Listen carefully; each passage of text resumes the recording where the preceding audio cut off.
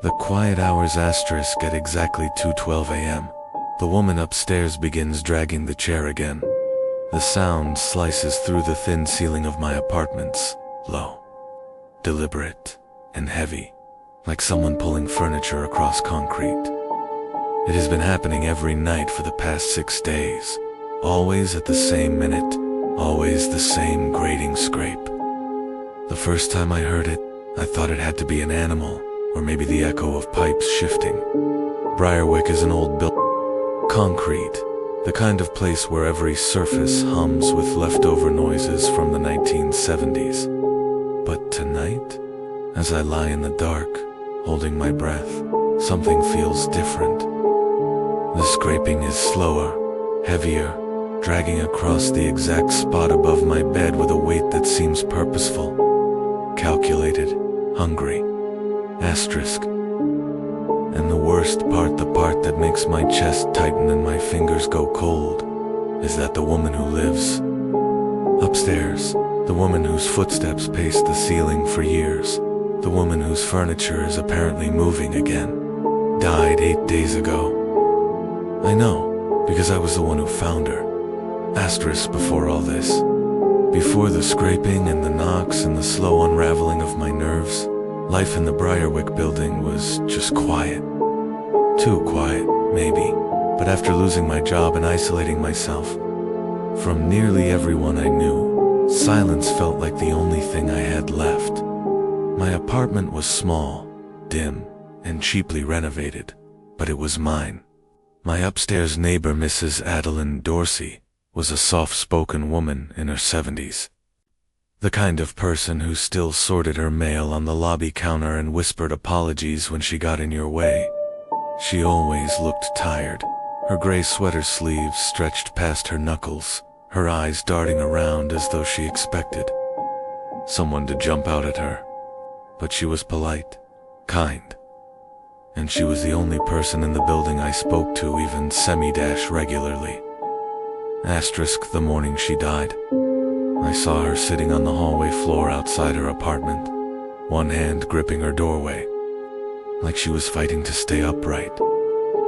Her breathing was shallow, her skin damp, and her eyes wild with something I couldn't understand. I remember kneeling beside her and asking, "Are you okay, Mrs. Dorsey?" She looked straight at me, opened her mouth, and whispered, barely, louder than a breath, "Do you ever hear them moving at night?" I didn't know what she meant. Before I could ask, her eyes rolled back and she collapsed. I called 911.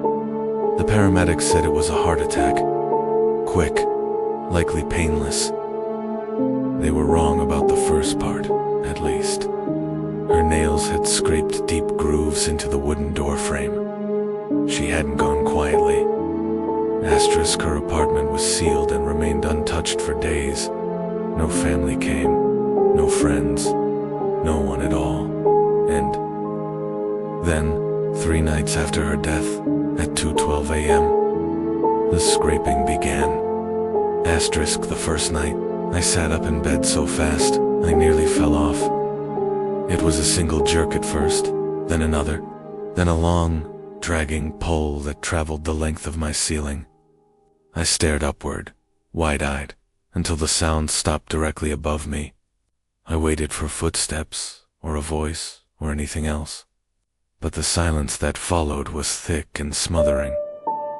It felt like someone was standing just on the other side of the concrete, perfectly still. Listening, asterisk by morning, I'd convinced myself it was nothing. An animal, a pipe. Old buildings make noises, right?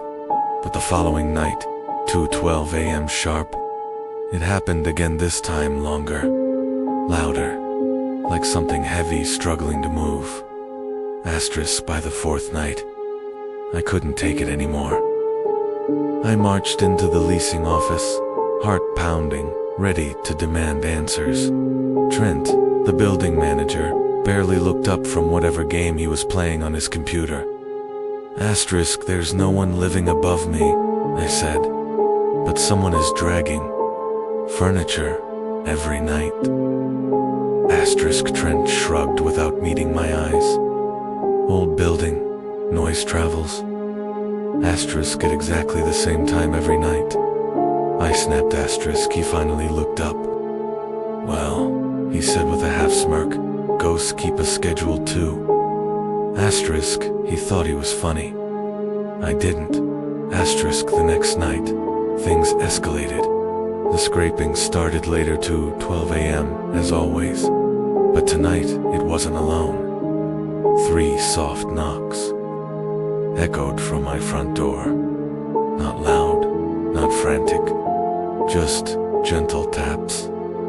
Like someone wanting attention without wanting to wake the neighbors.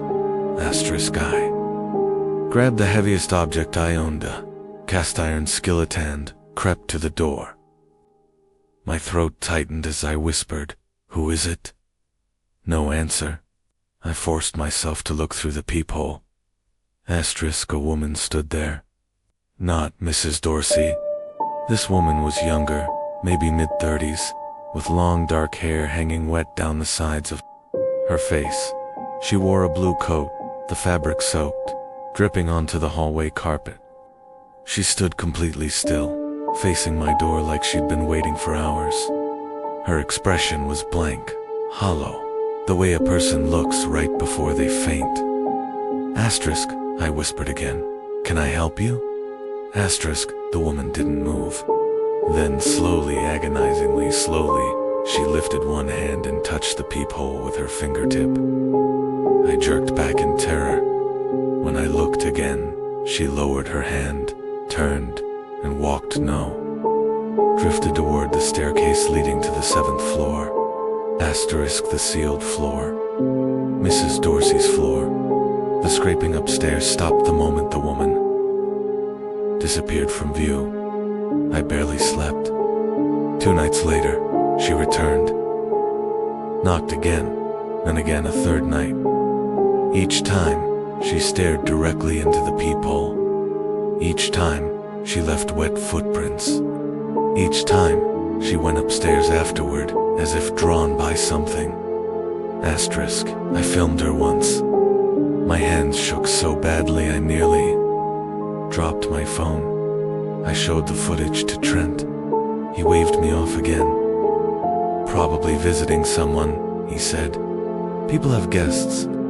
Asterisk, there are only 3 units on my floor, I said. "One is empty. The other tenant's been gone for a month." He wouldn't look at me. So when the 9th night came, and the scraping turned into something far worse, thuds, bangs, frantic dragging noises, I knew I was on my own. Asterisk at 2:12 a.m. My lamp flickered violently, as though someone was messing with the wiring. Then came the knocking 12 knocks, instead of 3. Rapid, panicked. I crept to the door and looked through the peephole. Asterisk, the woman in the blue coat again. Her hair dripping faster, streaming down her face and neck as though she'd been pulled from deep water. Her chest rose and fell with ragged breaths. Her lips moved, but the door muffled her voice. I pressed my ear to the wood. Her whisper seeped through. "Don't let them upstairs." My blood ran cold. "What do you mean?" I whispered back. Asterisk, her head snapped to one side, violently, like someone had grabbed her hair. She was yanked out of view. I saw her wet hands smear across the metal as she was dragged away. Asterisk, I called the police. They came. They checked the upstairs unit. Nothing. No footprints. No water. No sign anyone had been there in years. Asterisk, one asterisk suggested I was hallucinating from lack of sleep. The other gave me a pamphlet about stress. They both left before the elevator doors even closed. Asterisk, the next morning, there was a slip of paper shoved under my door. On it, in shaky handwriting that looked familiar, were the words, "Don't go upstairs, don't go upstairs, don't go upstairs," over and over, filling the page. At the bottom, scribbled so hard it nearly tore through the paper. They move louder when they're hungry. I recognized the handwriting. It was the same shaky lettering I'd seen on packages outside Mrs. Dorsey's door. Asterisk. That night Tenny didn't plan to sleep. I sat on my couch, every light on, waiting. At 2:11 a.m., the temperature in my apartment dropped so sharply my breath fogged. At 2:12, the scraping began. But this time, there was more than one sound. Multiple scrapes? Dozens? Asterisk like a whole room? Of heavy objects shifting at once. The walls groaned. The ceiling trembled. Dust drifted down like ash. Asterisk. Then suddenly, everything stopped, followed by footsteps. Slow, heavy, plural, coming down the stairs from the 7th floor. Asterisk. I froze as shadows slipped across the crack under my front door. Something brushed against the door. Something big. Many somethings. I held my breath as a finger-long, thin, grayish slit under the door frame, reaching blindly across the floor. I stumbled backward, heart slamming against my ribs.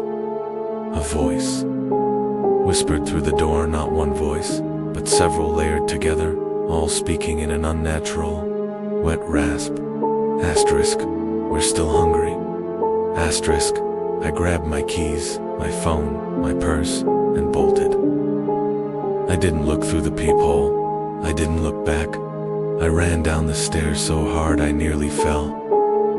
I burst into the freezing night and didn't stop running until I reached the gas station 3 blocks away. Asterisk. I called Trent. He didn't answer. I called the police. They said they'd send a unit.